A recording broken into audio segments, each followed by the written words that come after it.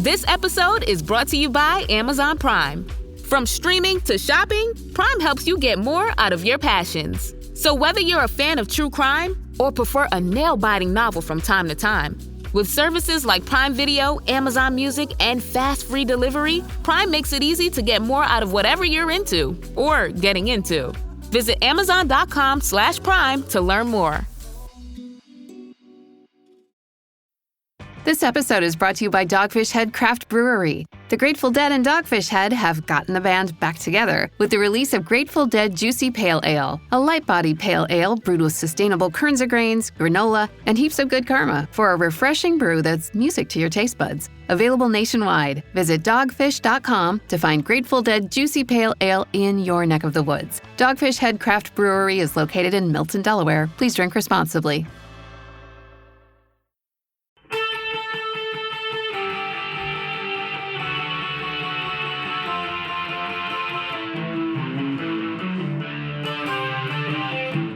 This is the Daily Blast from the New Republic, produced and presented by the DSR Network.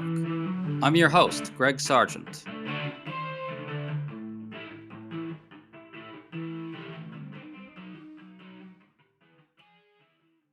California Governor Gavin Newsom is breaking through the noise in a way that no other Democrat is right now.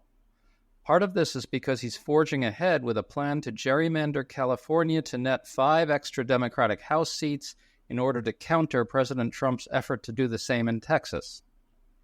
But we think there are deeper reasons Newsom is breaking through right now, and that Democrats can learn from them. This was clearly on display when Newsom recently issued a stark warning about Trump's long-term intentions. In so doing, he connected the dots in a way that Democrats rarely do. We're talking about all this with Will Stansel, a policy researcher and attorney in Minneapolis who's been a relentless online critic of the Democratic Party's failure to rise to this moment. He's developed an interesting set of arguments about what's happening in our politics. Will, thanks for coming on, man. Glad to be here. So the California legislature has passed a plan to pave the way for redrawing the lines on the state's House seats. Newsom signed it. Now it goes to the voters in a special election this November. What's interesting to me is that there's nothing mealy-mouthed about any of this. Newsom's saying, you're damn friggin' right we're going to gerrymander if the Republicans are. Dems don't usually talk like this. What's your overall take on where this all is? I think he's doing the right thing. He is being honest about the moment. He's being honest about what's happening in Texas. He's not beating around the bush or pretending that he's advancing, some sort of lofty procedural goal. He's saying, we're here to win. We can't let these guys win. And so we're going to do what we can to try to win. And honestly, it kills me to say this because I've not traditionally been a big Gavin Newsom fan, but I've been waiting a long time to hear Democrats talk like this. So have I, man. And I think that's really the critical point. He's not taking the procedural high road. He's saying we have to win because if they win, we're screwed. Yeah, I mean, he's being very blunt about the potential risks of a Trump presidency. I mean, obviously we've seen a lot of those, but even the greater ones that lie ahead. And he is responding in the way that you would respond if you truly believed that these things lay in our future. In fact, what Gavin Newsom said that I'm going to highlight here gets at this. Listen to this. It's from a podcast the other day. I said that what's happening in L.A. and the federalization of the National Guard, sending of the United States military, the Marines, 700 of them, 4,700 in total, is a preview of things to come across this country. What you saw happen with the Border Patrol and ICE is a preview of things to come in front of voting booths. They're going to try to suppress voting this November. I mean, this is existential, this moment. He's trying to rig this one by literally shutting down mail-in voting. This is happening. Everyone, wake up. Wake up. He's militarizing American cities. I mean, this is Putin's playbook. This is authoritarianism. It's happening. I think that's striking stuff because Newsom is connecting all these different dots into a bigger story. Like, run through it. ICE will intimidate voters in the 2026 midterms. Trump will abuse presidential power to try to end vote by mail completely. He's threatened to do that. He will do military maneuvers in our cities, probably in the run-up to 2026, to foment a crisis atmosphere that he thinks will help the GOP. And he's linking all of that directly to the Texas gerrymander, which Trump is openly pushing in order to rig the elections. And critically, Newsom said explicitly that all of what Trump is doing now on these fronts is a preview of much worse to come in our elections. That's what we need, Will, the big story being told. Your thoughts? I totally agree. I think that what Newsom is doing is he's finally doing what Democrats should have been doing for a decade. There is a singular fact about American politics since probably 2015 or so, and that's Donald Trump. He has defined American politics since 2015. And what we have seen, especially since Hillary Clinton lost in 2016, is that Democrats have been afraid to talk about it directly. They beat around the bush. They talk about how they want to work with Trump. They talk about how they want to focus on kitchen table issues. They want to lower prices. They want to talk about they're afraid of being accused of having Trump derangement syndrome. They'll be afraid of being accused of focusing on nothing else. They're afraid of being accused of abandoning the working man. And in the meantime, in the country that I've lived in the real world, everything has revolved around Trump. Everything has been propelled forward by the choices he's making, the things he's done. Even when he's out of office, this has largely been the case. And so finally we have a Democrat who seems to have thrown those worries to the wind. He seems to be saying, I don't care if you think I'm obsessed. It's worth being obsessed. This is a scary stuff. This is a scary man. He's going to ruin our country. And I'm going to fight him as if I believe that was true. And it's striking. And what I also think is interesting about it is that it's working. When you say it's working, what are you referring to? It is people are paying attention to him as a leader of the Democratic Party in a way that I don't think anyone has achieved other than Joe Biden by virtue of being elected president since Trump entered politics. Right now, Gavin Newsom is seen, I would say, as Trump's primary opponent in American politics. And he has put himself in that position by taking him on directly and, talking directly about the threat he poses. I want to bear down on this thing you said a little earlier about how Newsom's not afraid to act as if Trump is at the very center of everything. Newsom's own evolution is kind of interesting here. After Trump won, when Trump took over in January, Newsom kind of started out in the wrong way, I think. He was really playing footsie with MAGA and playing footsie with Trumpism. He did all that podcasting with right-wingers. I think there's still a little bit of that going on, but less. And sort of at the center of what Newsom was doing then was this media-friendly reading of Trump and the Trump phenomenon, which essentially said, right-wing populism is a very durable force in our politics. It's shaping everything right now. The only way for Democrats to succeed is to essentially feed that phenomenon in their own way, find their way to reconcile themselves to it. And that was a disaster for Newsom, right? And so it's only when he actually forgets about that and accepts this idea that MAGA is a singularly destructive force in American life through Donald Trump that he actually starts to succeed. What do you think of that? So to be clear, I said at the start of this, I'm not a big Gavin Newsom fan traditionally, and part of that is this approach earlier in the year. I think Gavin Newsom has been fairly accused of being an opportunist. He's looking for a way to gain attention, to fit himself to politics at the time. And one of the ways that this really, most profoundly and demonstrated itself is what he did at the beginning of the year when he was seemingly for a moment shifting to this kind of conciliatory pose towards really awful people who are, frankly, white supremacists and racists and bigots, authoritarians. And then there were some policy positions as well involving trans people in sports that were, I found personally quite offensive and things I wouldn't think that any Democrat should ever compromise on, selling people's rights out essentially. So I was pretty upset about that, and I thought Gavin Newsom is a slime ball, and you can't trust him. But I guess one of the advantages, it turns out, of being an opportunist who's flexible is that you are iterating always to see what works. And he has iterated himself to something that does seem to work. And what that is this just intense anti-Trumpism. Now, I'm gonna do a little self-promotion here because in some ways I've been writing on this for 7 years. Don't worry, Will. We'll edit this part out. Yeah, go ahead. No, but 7 years ago, I wrote an op-ed in the Atlantic saying that Democrats need to focus solely on opposing Trump. That is the nature of American politics right now. It's about Trump. The largest coalition available to Democrats is the one that opposes Trump. An anti-Trump coalition unites all of the factions that the Democrats could conceivably get. And if you're not in the anti-Trump coalition, you have no chance of getting them anyway.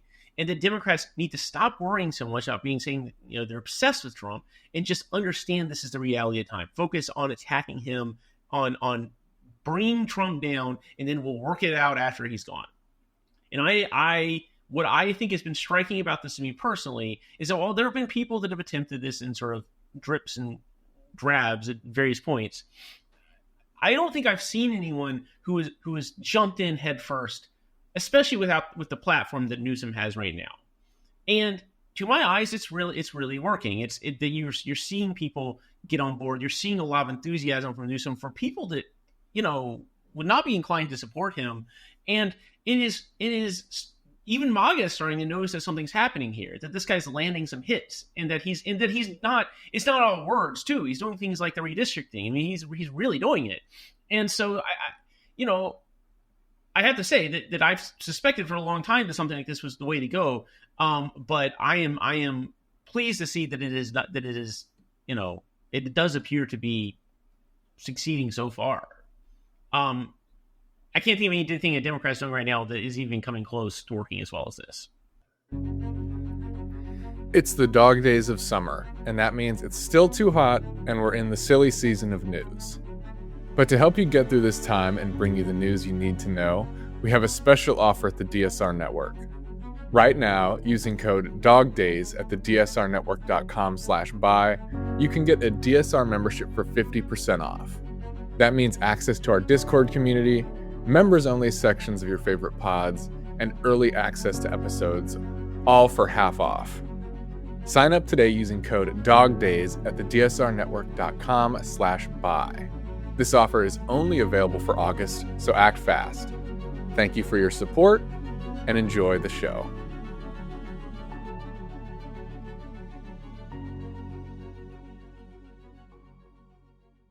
It is working, and the media is taking notice, and in a kind of irony, the media is actually coming up with a way to describe this that downplays the threat of Trump as well.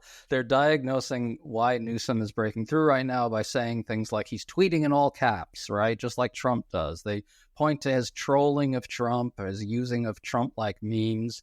Brian Boitler, who to his great credit has been way out front on all this stuff, had a good piece arguing that Newsom is acting as a kind of antidote to the dead-enderism of liberal rectitude politics, as he put it. I think that's right. The trolling and the social media stuff, that's not what's allowing Newsom to break through, although it probably helps. It's that Newsom is saying two things. First, we're not going to let Republicans play by different rules anymore. And second, we are going to use our power however we can, no matter what the New York Times editorial board says about it, to prevent Republicans from getting away with that anymore. He's not saying he's sorry. I mean, he's not apologizing for anything. I think that is, and I think that liberals, sometimes they apologize literally for the stuff they do when they push the boundary like that. Other times, there's just something apologetic in their demeanor. They're embarrassed to be doing it. And I think that it is crippling. What Newsom has been doing is, I would describe it as almost a kitchen sink approach. He is taking aggressive procedural steps forward with the gerrymandering. He is also doing Twitter trolling and all caps tweeting and whatever he can to go after Trump. He is also going out and talking just directly, very bluntly about the threat the authoritarianism poses. He's attacking Trump on every front they can think of, and when they think of a new one, they do it. I'm sure that in the long run, if he keeps this up, there will be efforts or with things he attempts that break through in ways he doesn't expect. There's also going to be some stuff that falls flat That's just the nature of this. No one can predict in advance what's going to work. But part of the reason that sort of energetic try everything politics works is that you don't know, and so you find stuff that is effective.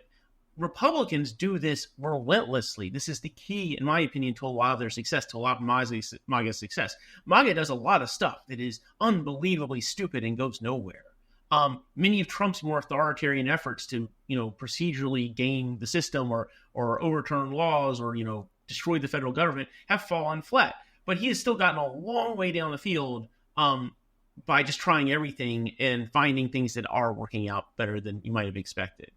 And so it is an immense relief to finally see a Democrat who is erring on the side of action instead of erring on the side of caution. Right. And by the way, I think there's another reason that Republicans do what you're talking about, which is that they understand that shaping the info environment in some big sense is more important than whether you get judged for the unpopularity of a particular policy you stand for. There's always there's one example that I always keep coming back to. I've said it on the show before, so apologies to people who have heard this.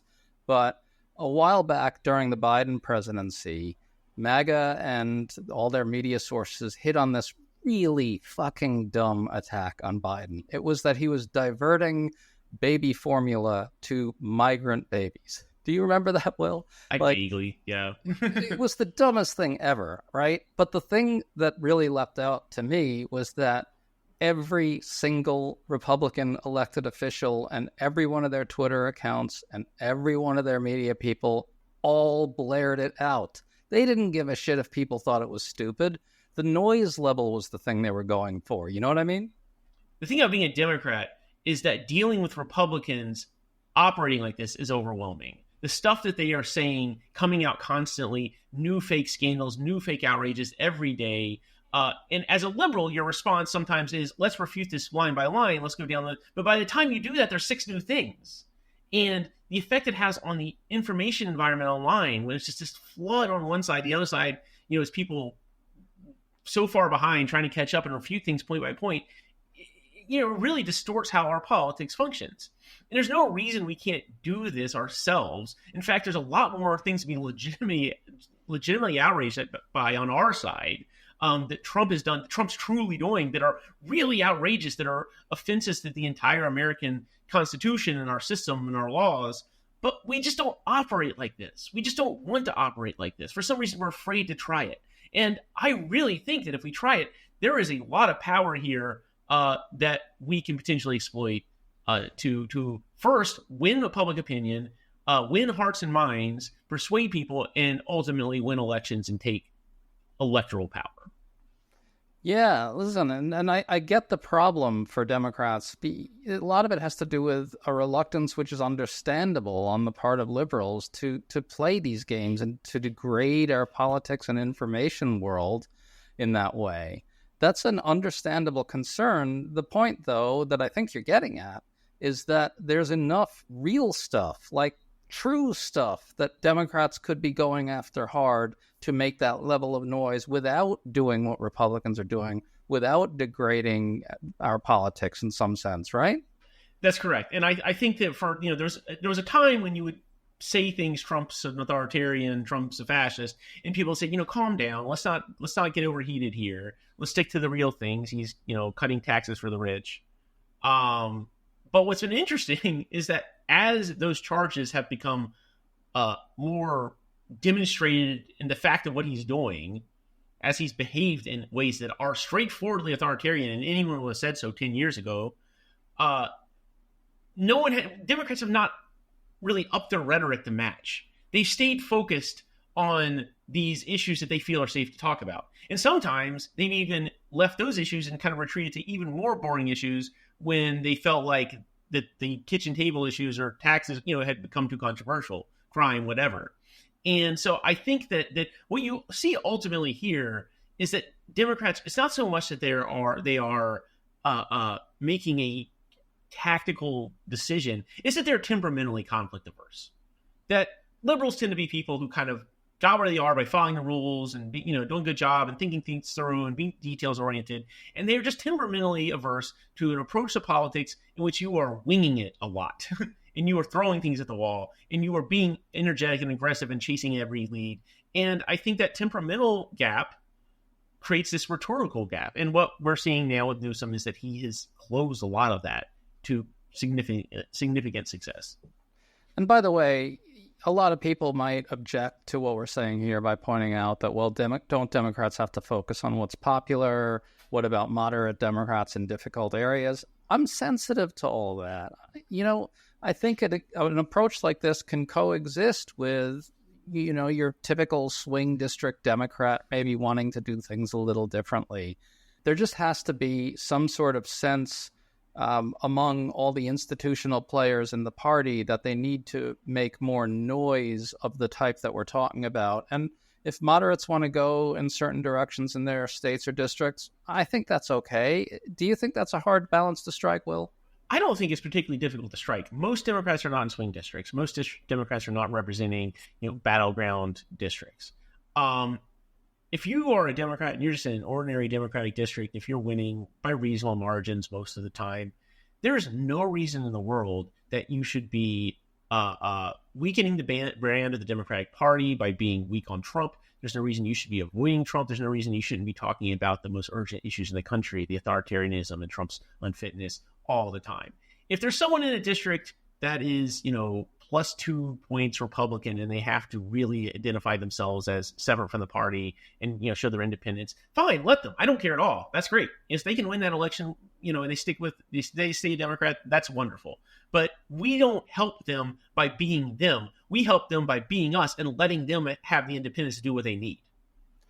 I agree 100% with that. And by the way, there's one other objection we should probably deal with. This is something I think I've seen you tackle before, but there's sort of a sense out there that if a number of Democrats in safe areas do stuff like this, it taints the overall party in some sense and paints the party as a larger entity as not being in touch with what real people think about and feel on a daily basis.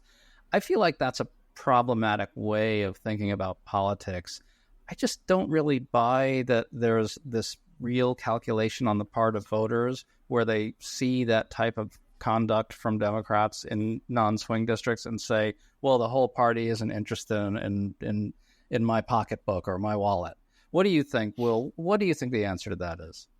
Well, I've got 2 points. First off, Republicans have plenty of people, plenty of representatives, plenty of people who are affiliated with the party in very substantial ways, up to and including their president and vice president, acting in ways that are outright deranged. And if voters are really so sensitive to the slightest, wobble from, normal everyman behavior, they would never vote for a Republican ever again. I mean, seriously, it's like clearly it's just not that bad to have some crazies in your party because the ruling party in the United States right now is the craziest party I've ever seen. The other thing I'd say is that Democrats have to remember what they've done to attract most of their voters. There's an obsessive interest, and I understand why from a tactical standpoint, on swing voters.